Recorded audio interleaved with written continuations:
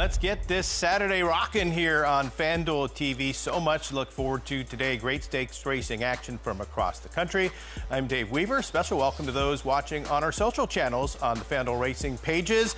Let's talk Churchill Downs. What a day it's going to be. Actually, we could talk about where we're going to be throughout the country here today. We do have a crew out at Churchill Downs and a crew out at Santa Anita as well.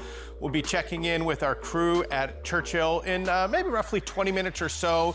We've got Matt Carruthers, Gabby, Caton, Anthony, and Joe Talamo. Santa Anita will be hosting the Triple Bend today. Christina, Scott, Kurt, Todd, Mike, and Simon out there. And then later on tonight, Ulysses and Jose will be anchoring the quarter horse and thoroughbred racing at Los Alamitos. So that's all that we have to look forward to. But the big day is going to be happening at Churchill Downs. It's a Stephen Foster preview day.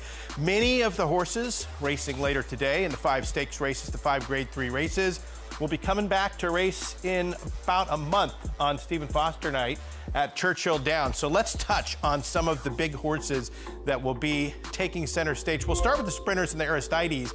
And boy, is there a sharp one here from the Steve Asmussen barn. His name is Skelly, on an absolute tear over at Oaklawn Park. He actually has won 10 consecutive races in Hot Springs.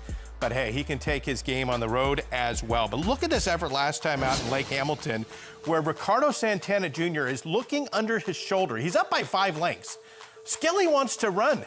He's not letting him run. He says, let's save it for next time. He's just absolutely a stroll in the park. I mean, he won by officially 10.5 lengths.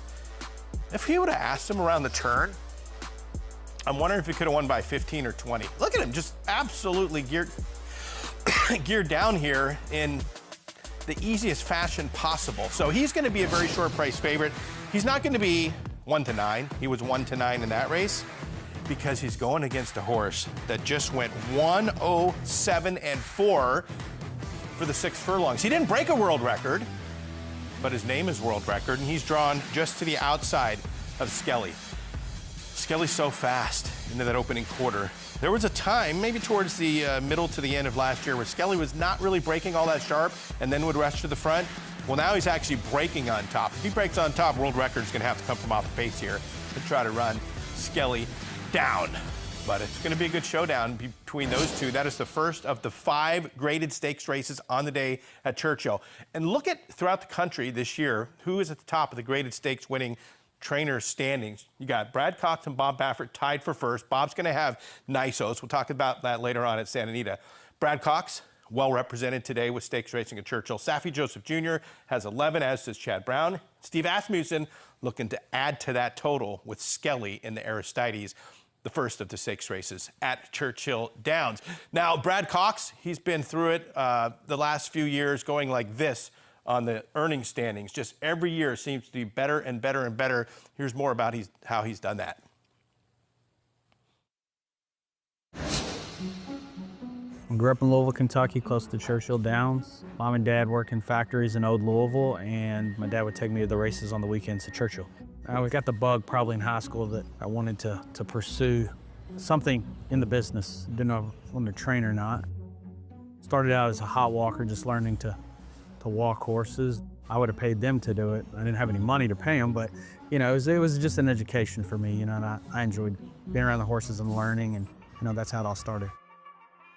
Probably one of the lower points was in 2012. Midwest Thoroughbreds pulled all their horses. At that time, I just think I had a couple outside horses, so you know, it was a rebuilding stage, but you know, we rebuild slowly.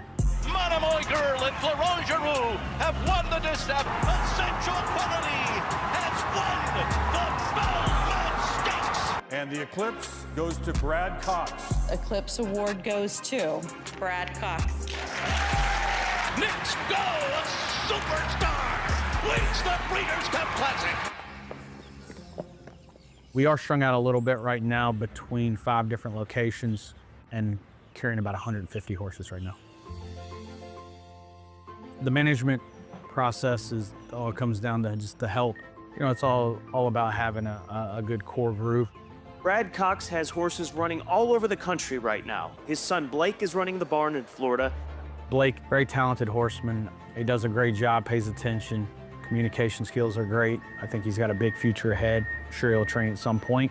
Looking forward to supporting him, but try to keep a shank on him for a little bit longer, but he does a great job. At this point of my career, I'm focused on quality. We've had some good runs in the Breeders' Cup and been able to win a Belmont, and looking forward to trying to win a Kentucky Derby and cross the wire first. It's now official. Mandaloun has been named the winner of the Kentucky Derby. Once you do that, I think the urge to continue or to try to do it again probably even grows greater. So, a lot of unfinished business.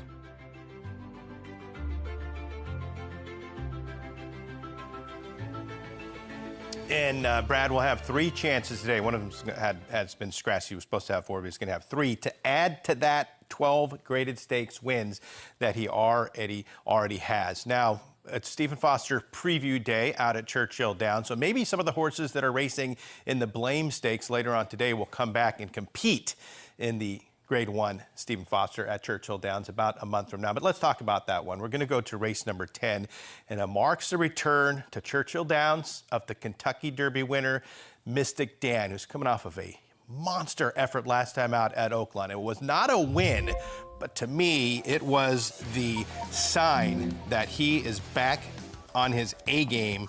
And, when you just think about it, the last time he raced at Churchill Downs, he beat 2 of the best horses in the world in Sierra Leone and Forever Young in the Kentucky Derby. Most Wanted was supposed to be Brad Cox's chance in there. He has been scratched along with Best Actor and Katona. But Mystic Dan, so he wins the Kentucky Derby, 2nd in the Preakness, and then he's 8th in the Belmont, came to California to go in the Malibu, finished last, went to the Pegasus, finished 9th, beaten 20 lengths, took a few months off, and Kenny McPeak said he couldn't be doing any better coming into today's Blame. He was 2nd to nose last time out behind Saudi Crown in the race over at Oaklawn Park. But he's up against a really sharp horse that's also done well this year at Oaklawn, and that's Banishing. He was the winner of the Oaklawn Mile, 2nd in the Oaklawn Handicap behind First Mission. He beat Skippy Longstocking that day. And then he came back last time out with a horrendous trip, had to come from behind in the slop at Churchill, and ended up finishing 2nd behind Mindframe, dead heated for 2nd with Nisos. Huge effort last time for Banishing. He has had 5 of his last 6 races have had triple-digit buyer speed figures. So Banishing, certainly one of the contenders for David Jacobson later on in the Blame. So that's the big race for the older horses in Kentucky. The big race for the older horses in California is the Triple Bend. It's a sprint. It's an elongated sprint at the 7-furlong distance, and Nisos is in there. He's undefeated at Santa Anita. He's a perfect 2 for 2. He has not raced a whole lot in his career. That's going to be kind of the knock on Nisos. He's been a horse that's worked a lot in the morning, but has had very few opportunities to do it in the afternoon. But he's coming off of a very good 2nd last time out.